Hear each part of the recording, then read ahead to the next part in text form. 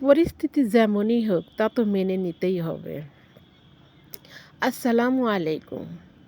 প্রিয় আমার ভাই ও বোনেরা, তোমরা সবাই কেমন আছো?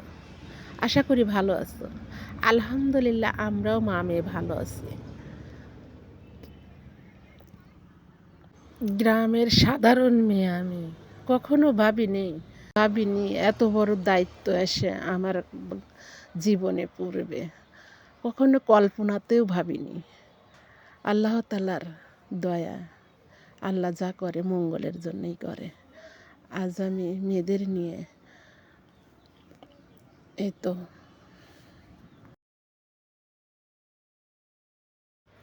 যখন ৩টা মেয়ে হইছে তখন অনেক টেনশন করছি। স্বামী বলতো, "তুমি এত চিন্তা করো কিসের জন্য? আমি তো আছি।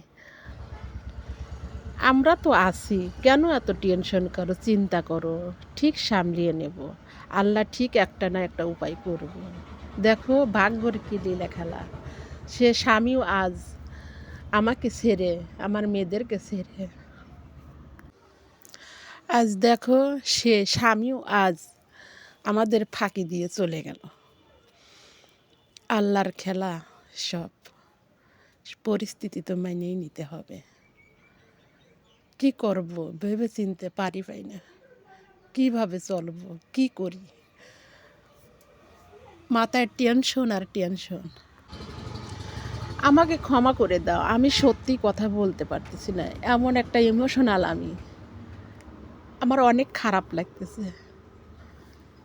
যদি আমার ভিডিওগুলো তোমাদের ভালো লাগে তাহলে আমাকে একটু সাপোর্ট করো।